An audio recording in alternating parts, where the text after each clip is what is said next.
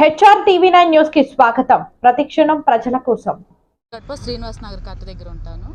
నాకు ఒక పాప ఉంది. గత ప్రభుత్వంలో ఓకే అవి ఇచ్చాము ఇవి ఇచ్చాము అట్లా ఇచ్చాము ఇట్లా ఇచ్చాను ఉన్నాయన్నీ నాకు తీసేశారు. ఒక్కసారి మాట్లాడానని చెప్పి మన ప్రసాద్ సార్ వాళ్ళతో మాట్లాడానని చెప్పి నాకు ఉన్నాయి కూడా తీసేశారు. అసలు నా హస్బెండ్ కూడా లేరు.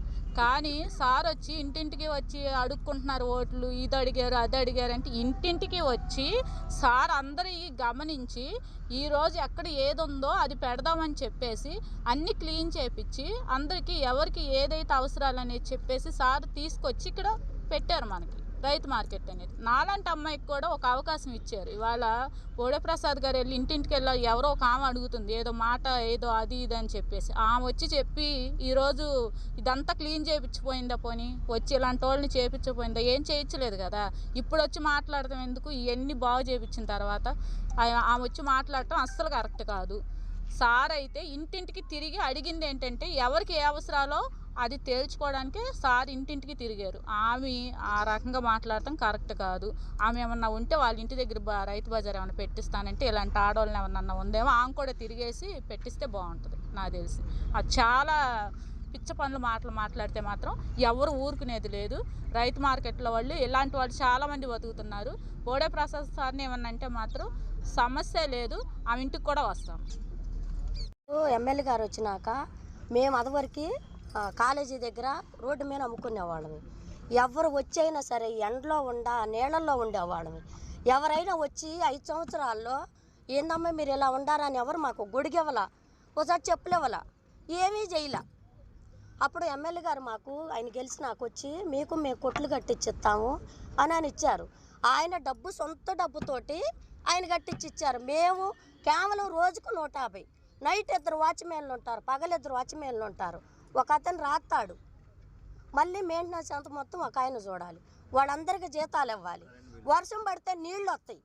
ఎమ్మటే రెండో రోజు 2-3 లారీలు ఇసుక దోలెత్తున్నారు, కంకర దోలెత్తున్నారు. కరెంటు బిల్లు ఎంత బిల్లు కాలుతుంది, కరెంటు బిల్లు కాదు. మా డబ్బులు ఎమ్మెల్యే గారికి ఏ సంబంధం లేదు. ఆయన ఊరిని మా అందరికీ ఇచ్చేస్తున్నారు. అక్కడ ఎవరిది కాదు, అది ఒక మామూలు స్థలము. దాన్ని ఎంతో చేసి మా అందరికి ఇచ్చి అక్కడ ముసలివాళ్ళం మొత్తుకోవడం అమ్ముకునే వాళ్ళని తీసుకొచ్చి అక్కడ పెట్టారు. ఇదంతా చెత్త. మీరు నిన్న వచ్చి ఏదో మాట్లాడారు. ఆ మాట్లాడినప్పుడు ఇక్కడ మాట్లాడతాం కాదు, రోడ్డు మీద వెళ్ళే వాళ్ళని అదివరకు ఇది ఎలా ఉంది, మీరు ఎలా వెళ్ళారు, వాసనతో మంచి వాసనతో వెళ్ళారా, చెడు వాసనతో వెళ్ళారా, లేకపోతే అపార్ట్మెంట్ల దగ్గరికి వెళ్ళమనండి. వెళ్ళి నిన్న వచ్చి ఒక మాట్లాడింది కదా, ఏడు మాట్లాడతాం కాదు, అపార్ట్మెంట్ల దగ్గరికి వెళ్ళి ఆడంత అన్యాయం జరుగుతుంది మీరు ఎందుకు ఊరుకుంటున్నారని అడిగితే ఆ అన్యాయం అయితే వాడు చెప్పేవాళ్ళు కదా. వాళ్ళు చెప్పేవాళ్ళు కాదు అన్యాయం జరుగుతుందో ధర్మం జరుగుతుందో, ఎమ్మెల్యే గారు ఏం చేస్తున్నారో లేకపోతే వాళ్ళు వచ్చి ఏం చేస్తారో ఇవన్నీ అపార్ట్మెంట్లు ఉండి వాళ్ళు చెప్పేవాళ్ళు వాళ్ళకి సమాధానం. ఇక్కడికి వచ్చి గోల్ చేస్తే సుఖమే ఉంది. ఇదంతా చెత్త, ఎంత వాసన వచ్చేది, ఉండలేకపోయేవాళ్ళమి. ఎంత ఖర్చు అవుతుంది. ఎవరమన్నా రూపాయి ఇచ్చామా? మా దగ్గర ఆయన డబ్బులు తీసుకుంటాడా? మా మొఖాలకు డబ్బులు ఇచ్చేవాళ్ళమేనా? అద్దెలు కట్టుకునేవాడు మేము డబ్బులు ఇచ్చేవాళ్ళమా? నువ్వు ఏదే చేయలేవు. నువ్వేం చేసావు? రావతమే ఉండాయని పగలు కొట్టావు, అన్ని నీ ఫోటోలు వేసుకున్నావు, అన్ని నీ చేసావు, నువ్వు లాభం తెచ్చుకున్నావు. ఏం చేసావు? వీళ్ళు అటు చేయట్లేదుగా. లేని వాళ్ళకి ఇది చేస్తున్నారు. లేని వాళ్ళని రోడ్ల మీద బతికే వాళ్ళని న్యాయం చేస్తున్నారు. నువ్వు ఏమీ చేయలేవు. నన్ను అడిగితే నువ్వు నన్ను ఏదైనా చేయి, నన్ను చంపేసి. నువ్వేం చేసావు? ఎంతమంది ఆడవాళ్ళు చచ్చిపోయారు తెలుసా? నువ్వు వచ్చినాక ఆ డ్రగ్స్ తెచ్చావు, ఎంతమంది చచ్చిపోయారు. ఆ ఉసురంతా నీకు తగిలిద్ది. ఎంతమంది బాధలతోటి చిన్నపిల్లల కానుంచి పెద్దవాళ్ళ కానుంచి ఎంత చేశారు. ఒక భార్యాభర్తలు ఎవరన్నా తిన్నగా ఉంటారు, అందరూ కొట్టుకుంటాము, భార్యను కొడతాం, పిల్లలను కొడతాం, పిల్లలను చంపుతాము. ఎంత చేశారు, ఎంత అన్యాయం జరిగింది. ఇప్పుడే అందరూ ప్రశాంతంగా ఉండారు. నువ్వు అవన్నీ చెయ్యి. కావాలంటే నువ్వు తెచ్చిన డ్రగ్స్ నువ్వే తీసుకెళ్ళు, అది చెయ్యి. నువ్వు చాలు, నువ్వేమీ చెయ్యొద్దు, ఎవరి మీద బుర్ర చల్లొద్దు. అది చెయ్యి. ఏడకొచ్చి ధర్మం జరిగా కాడ అన్యాయం జరుగుతుందని చెప్పి ఎందుకు? ఏమన్నా నువ్వు అన్నవేగా తినేది నువ్వు. వాళ్ళు చెప్పారు వీళ్ళు చెప్పారని కాదు, నువ్వు దిగి రావాలి. నువ్వు దిగొచ్చి ఏం జరుగుతుందో అది చూడాలి. అది. నమస్తే అండి అందరికీ. సార్ నా పేరు జాకీరాం, మా తాడిగడప రైతు బజార్ సంబంధించిన వాళ్ళం సార్.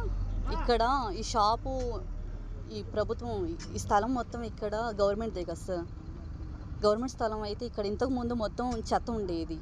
ఈ చెత్త ఉన్నప్పుడు ఇక్కడ ఉన్న చుట్టూ ఉన్న ప్రజలందరూ చాలా ఇబ్బంది పడ్డారు.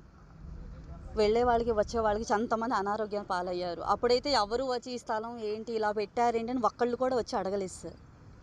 ఇప్పుడు సార్ దగ్గర మేము వెళ్ళి అందరం సార్ మాకు జీవనోపాధి ఏమీ లేదు, మాకు ఏదైనా ఆధారం చూపించండి అని మేము వెళ్ళి సార్ దగ్గర వెళ్ళి అడిగితే సార్ ఇందులో ఏంటంటే సార్ ఈ రైతు బజార్ అనేది మేము అందరం ఎందుకు ఎంచుకున్నామంటే ఇందులో కొంతమంది చదువు ఉన్న వాళ్ళు ఉన్నారు, చదువు లేని వాళ్ళు ఉన్నారు, బయటకు వెళ్ళి టైం మెయింటైన్ చేయాలంటే చేయలేని వాళ్ళు ఉన్నారు. ఇదైతే మనం ఎవరైనా చేయగలుగుతారు. కష్టం అని నమ్ముకున్న వాళ్ళు ఇక్కడ రైతు బజార్లో చేసేవాళ్ళు ప్రతి ఒక్కళ్ళు. బయట జాబులు చేయాలంటే అందరికీ చదువు లేదు. అందుకని సార్ మాకు ఏదో జీవనోపాధి చూపించండి, పిల్లలకి మేమందరం బ్రతకడానికి కష్టంగా ఉంది, ఉండటానికి ఇల్లు కూడా లేదు ఇలాగని మేము సార్తో చెప్పినప్పుడు సార్ మేము మా పార్టీ వచ్చిన తర్వాత మీకు ఏదైనా మీకు న్యాయం చేస్తాను మాకు ఎప్పుడో సార్ మాకు మాట ఇచ్చారు. ఆ మాట ప్రకారంగానే తను మాకు ఇప్పుడు ఇవాళ రోజు మాకు న్యాయం చేస్తున్నారు. ఇప్పుడు న్యాయం చేస్తుంటేనేమో ఇంతకుముందు మేము అందరం ఇలాగే బాధపడి మీ దగ్గరికి వచ్చి కూడా చాలామంది దగ్గర వైసీపీ పార్టీ వాళ్ళ దగ్గర వెళ్ళి మేము అందరికీ న్యాయం అడిగాం, సార్ మాకు ఏదో న్యాయం చేయండి అని. కానీ అప్పుడు ఒక్కళ్ళు కూడా మాకు ఎవ్వరూ పట్టించుకోలేదు. ఇప్పుడు సార్ వచ్చి మాకు న్యాయం చేస్తుంటే మాత్రం ఈ స్థలం గురించి ఇప్పుడు ఆయన మీద లేనిపోని మాటలన్నీ చెప్తున్నారు. ఒక మహిళ ఈ స్థలాన్ని మాకు కావాల్సింది సార్, మాకు జీవనోపాధి కావాలని మేము అడిగాం సార్. దాని గురించే సార్ మాకు ఇక్కడ ఉపాధి ఇవ్వడానికి తన సొంత డబ్బులు పెట్టి ఇదంతా క్లీన్ చేసి ఇస్తున్నారు మాకు. ఇంతకుముందు మళ్ళీ ఇంత చెత్త ఉన్నప్పుడు ఇక్కడ చుట్టుపక్కల ఉన్న వాళ్ళందరూ ఇలా ఉన్నారు కదా, మీరు ఎలా ఉంటున్నారు, అప్పుడు ఈ స్థలం గురించి ఎందుకు ఎవ్వరు ఒక్కళ్ళు కూడా రాలేదు కదా, అదేదో అప్పుడు పట్టించుకోవాల్సింది కదా. జనాలందరూ ఆరోగ్యం చెడిపోతుందని అప్పుడు ఎవ్వరు పట్టించుకోవాలి. ఇప్పుడు మొత్తం క్లీన్ చేసిన తర్వాత వాళ్ళకి బాధేస్తుంది. అంటే ఇలా స్థలాలు ఆక్రమణ చేయడం అన్నది వాళ్ళకి అలవాటు కదా. ఇప్పుడు సార్ కూడా అదే పని చేస్తున్నారని వాళ్ళు అనుకుంటున్నారు, కానీ మా పార్టీ అలాంటిది కాదు. అది ఈ సార్ గురించి మేము అడిగింది ఏంటంటే సార్ మా జీవనోపాధి కావాలన్నాము, మా దీని గురించి అయితే చేస్తున్నారు, మేము బ్రతకడానికి మాకు సాయం చేస్తున్నారు. అది మరి గత ప్రభుత్వంలో చేయని పనులన్నీ కూడా మరి బోడే ప్రసాద్ గారు దగ్గర ఉండి ఇంటింటికి తిరిగి ప్రతి ఒక్కరి సమస్య తెలుసుకొని మీకు అండగా నేనున్నాను అని ఇంటింటికి ప్రతి ఒక్క కొట్టుని రైతు బజార్లో ప్రతి ఒక్క కొట్టు ఇచ్చి నేనున్నాను అని చెప్పేసి భరోసా ఇచ్చిన మన బోడే ప్రసాద్ గారిని ఒక వైసీపీ కుక్క ఆడది అన్నది కూడా మర్చిపోయి వైసీపీ కుక్క మురిగింది కదా. అమ్మ తల్లి నీకు చెబుతున్నాము, నువ్వు ఎక్కడికి రమ్మంటే మేము అక్కడికి వచ్చి దమ్ముగా నిలబడతాం. బోడే ప్రసాద్ గారు మా అందరికి అండగా ఉన్నాడు అని ఏవయ్య దైవభక్తుల చక్రవర్తి గారు మిమ్మల్ని నమస్కారంగా గారు అనే పిలుస్తున్నాం. మీరేం చేశారు, గత ప్రభుత్వాలు ఏం చేశారు, మరి ఎన్ని ప్రభుత్వాలు మీరు మారుతున్నారు, ఒక్క ప్రభుత్వంలో మీరు నిఖరంగా ఉన్నారా, లేనప్పుడు ఈ ప్రభుత్వాన్ని మీరు ఎందుకు ఏలెత్తు చూపిస్తున్నారు? బోడే ప్రసాద్ గారు మీకు ఎలా కనిపిస్తున్నారు? ప్రతి ఇంటికి వెళ్ళి సర్వే చేస్తున్నారు. మీరు ఏ రోజన్నా మీ ప్రభుత్వంలో ఉన్నప్పుడు సర్వే చేశారా? ఇంటింటికి వెళ్ళి వారి సమస్య తెలుసుకున్నారా? ఇంట్లో ఏ సమస్య ఉంది, ఏ పిల్లకి ఏ సమస్య ఉంది, ఏ ఆడపిల్లకి ఏ సమస్య ఉంది, ఏ కుర్రడికి ఏ సమస్య ఉందని మీరు ఇంటింటికి వెళ్ళి సర్వే చేశారా? చేయలేదు కదా. మరి బోడే ప్రసాద్ గారిని ఎందుకు విమర్శిస్తున్నారు? మరి మీరు తీసుకున్న 15 సంవత్సరాలుగా లీజుకు తీసుకున్న స్థలాన్ని మీరు గవర్నమెంట్కి ఎందుకు హ్యాండ్ ఓవర్ చేయలా? చేసి ఉన్నట్టయితే బాగానే ఉంటుంది కదా సార్. ఇది ఇప్పుడు మీరు హ్యాండ్ ఓవర్ చేయండి, మేము వచ్చి అక్కడ కూడా రైతు బజార్లు పెడతాం. అమ్మా మహాతల్లి రమాదేవి గారు నిన్నేదో వాగావు కదా, నువ్వు ఇంటింటికి తిరిగారు, ఎందుకు తిరుగుతున్నారని. మరి నీ ఇంటి ముందు ఉన్న 8 ఎకరాలు ఉంది కదా, అది చెప్పు. ఇక్కడ కూడా రైతు బజారు పెడతాము, నీ ప్లేస్లో కూడా మేము రైతు బజారు పెడతాం. ప్రతి ఒక్క ఆడ మహిళకు ప్రతి ఇంటికి కూడా మా బోడే ప్రసాద్ గారు మా ఎమ్మెల్యే గారు ఉన్నారని మేము నిరూపించుకుంటాం. బోడే ప్రసాద్ గారు జోలికి వస్తే ఎవరిని కూడా మేము ఊరికే ప్రసక్తే లేదు. ఇది మాత్రం గుర్తు పెట్టుకొని మాట్లాడండి. ఆడదానిలాగా మాట్లాడు, బరి తగ్గించి మాట్లాడొద్దు. మేము ఆడవాళ్ళమే, మాకు అంటూ ఒక నీతిని మా ఎమ్మెల్యే గారు చెప్పారు. అలా ఉండకూడదు, ఇలా ఉండండి. ఆడవారిని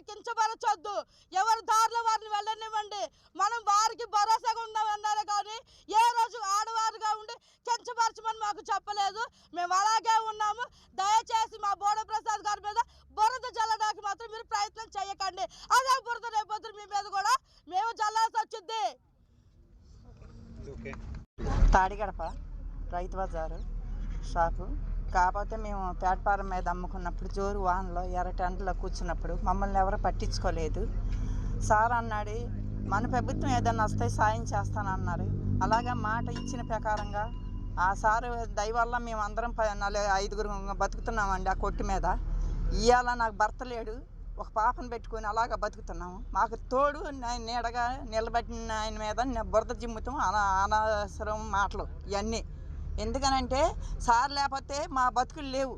ఎందుకనంటే సార్ మాకు దారి చూపించాడు. ఇన్ని 100 మంది కుటుంబాలు మేము బతుకుతున్నామంటే సార్ పెట్టిన బిచ్చ మీద మేము బతుకుతున్నాం. ఎందుకంటే ప్రభుత్వం మొత్తం నేనేమని చేయగలుగుతానన్నారు. అలాగా మాలాంటి వాళ్ళు అందరం చేయలేని వాళ్ళము ఉన్నాము. ఈ వయసుకి ఏ పనికి పెట్టుకున్న కాడ ఇళ్ళల్లో పాసి పని చేసుకుని బతికినే వాళ్ళము. మీ బతుకులు మీరు బతకండి అని ఒక దారి చూపించాడు. ఆ సార్ మీద మట్టుకి ఈసారి ఏదన్నా అంటే మట్టుకి కంప్లైంట్లు చాలా తీవ్రంగా ఉంటాయి. ఊరుకోం ఆడవాళ్ళం. ఎందుకనంటే ఆ సార్ మేము ఇచ్చిన డబ్బులతో బతుకుతాం కదా. ఆ సార్ మాకు దారి చూపించాడు. ఆ సార్ మీద లేనిపోయినవి అన్నీ 1కి 2 పుట్టించి ప్రభుత్వం ఏదో లేని అన్ని పుట్టిస్తే అది అసంభవం. ఎందుకంటే సార్కి మేమేమి ఇట్లా మా లెక్కలు ఎక్కడ ఏ నెల ఏ రోజు ఆ రోజు రాసి పెడుతున్నాం. మేము మా సొంతంగా మేము వాడుకుంటున్నాం. ఆ సార్ మాకు దారి చూపించాడు. అలాగే ఈ రైతు బజార్ కట్టినందుకు 10 మంది బతుకుతానికే కానీ సార్కి మేము పోగేసేమి ఇట్లేదు. కానీ లేనిపోయి ఎమ్మెల్యే గారు బోడే ప్రసాద్ గారు, ఆ ప్రసాద్ గారు రూపాయి తీసుకున్న పాపం లేదు. ఆయన సొంత డబ్బులతో మమ్మల్ని ఒక దారి చూపించాడు. అంతేగాని ఎమ్మెల్యే గారి మీద మట్టుకు బురద జిమ్మితే మట్టుకు మర్యాద ఉండదు. ఏ ఆడవాళ్ళైనా ఏ మగవాళ్ళైనా సరే. ఆ ప్రభుత్వం మాకు ఏ దారి చూపిలా. ఈ ప్రభుత్వం చూపిస్తుందని సార్ మీద లేనిపోయినాయి అన్ని కంప్లైంట్లు వస్తున్నాయి అంతే. ఈ సార్ మటుకు మామూలుగా ఊరుకోం. మంచి చేయకపోయినా పర్వాలేదు సార్, చెడు మాత్రం. అందరికీ నమస్కారం. నా పేరు రేపాకుల నాగలక్ష్మి, మాది తాడిగడప. ఇక్కడికి నిన్న వైసీపీ నాయకులు కొంతమంది వచ్చి చెడు ప్రచారం చేస్తున్నారు. ఏంటంటే ఇది నిరుపయోగంగా ఉన్న ఒక ప్రాంతాన్ని, ఒక డంపింగ్ యార్డ్ని మేము రోడ్డు పక్క నుంచి వెళ్తుంటేనే చాలా చెడు వాసన వచ్చేది. అలాంటప్పుడు చుట్టుపక్కల ప్రజలు ఎంత ఇబ్బందులు పడి ఉంటారు. ఇలాంటి ఉపయోగం లేని ఒక ప్రాంతాన్ని మా బోడే ప్రసాద్ ఎమ్మెల్యే గారు తన సొంత ఖర్చులతో, ఎవరు గవర్నమెంట్ ప్రభుత్వం నిధులు కాదు, సొంత ఖర్చులతో ఇదంతా క్లీన్ చేయించి ఒక 100 మంది కుటుంబాలు అండగా నిలబడి 100 మంది కుటుంబాలకి ఉపయోగపడే విధంగా ఇక్కడ షాపులు అనేవి నిర్మిస్తుంటే బోడే ప్రసాద్ గారి మీద అబాండాలు వేయడం చాలా తప్పు. ఎందుకంటే నేను నా కుటుంబాన్ని నేను ఇప్పుడు పోషించుకుంటున్నానంటే కేవలం బోడే ప్రసాద్ ఎమ్మెల్యే గారి దయ వల్లే నా కుటుంబం పోషించుకుంటున్నానంటే. నాకు అక్కడ రైతు బజార్లో ఒక షాప్ ఇచ్చి అమ్మ నువ్వు బ్రతుకు, నీ పిల్లల్ని పోషించుకో అని ఇచ్చారు. నేను ఒక ఎగ్జాంపుల్ చెప్తున్నాను. నేనే ఒక ఎగ్జాంపుల్. ఏంటంటే మరి గత 5 సంవత్సరాలు మరి అక్కడ ఉన్న ఖాళీ ప్రదేశం మొక్కలతో నిండిపోయి పిచ్చి చెట్లతో నిండిపోయిందిగా. మరి మీ ప్రభుత్వంలో ఎవరికి ఏ ఉపయోగకరమైన విషయాలు చేశారు? ఏ ఉపయోగం చేశారు మీరు 5 సంవత్సరాల్లో? అది ఖాళీగా ఉంది. ఎమ్మెల్యే గారు కుటుంబాలు అభివృద్ధి చెందడం కోసం, మహిళలు అభివృద్ధి చెందడం కోసం ఏదో మగవారికి చేదోడు వాదోడుగా ఉంటారని ఒక్కొక్క షాప్ ఇచ్చారు. అంతేగాని ఎమ్మెల్యే గారికి ఎవ్వరు ఏ డబ్బులు ఇవ్వట్లేదు. అందరం కష్టపడుకుని బతుకుతున్నాము. ఆ షాప్ వల్ల నెలకు మాకు ఏదో ఒక 10,000 వస్తున్నాయి. మా కుటుంబాలను మేము పోషించుకుంటున్నాం. అది కూడా శాశ్వతమైన షాపులేం కాదు. రేపొద్దున గవర్నమెంట్ తీసేయమంటే తీసేయాల్సిందే. అది ఎమ్మెల్యే గారు బోడే ప్రసాద్ గారిది కాదు, ఇది ప్రసాద్ గారిది కాదు. మరి మీరు దేవుడి మాన్యం లీజుకి ఇచ్చారు కదా, మరి లీజు టైం అయిపోయినా మీరు గవర్నమెంట్కి ఎంత మట్టుకు ఎందుకు అప్పచెప్పలేదు? మరి గవర్నమెంట్కి అప్పచెప్పేయాలి కదా. మరి మీరు అంత ఆక్రమించుకున్నారు. మరి ఏ రోజన్నా పేద ప్రజలకి ఇచ్చారా? మీరు ఇదిగోండి షాప్ పెట్టుకోండి, మీరు బతకండి అని ఏ రోజన్నా మీరు పేద ప్రజలకు అవకాశం ఇచ్చారా? ఇవ్వలేదు. అలాంటప్పుడు ఎమ్మెల్యే గారు బోడే ప్రసాద్ గారు చేస్తున్న అభివృద్ధిని చూసి మీరు కుళ్ళుకుంటున్నారు అంతే. ఎమ్మెల్యే గారి మీద బురద చల్లారని చూస్తున్నారు అంతే. మీరు ఇలాంటి విషయాలు మేము తీవ్రంగా ఖండిస్తున్నాం. అది మీ దేవుడి మాన్యం ఇవ్వండి. రేపే అక్కడ రైతు బజార్ పెడతారు. మరి ఆ విషయాలు మీరు ఎందుకు బయటకు తీసుకురారు?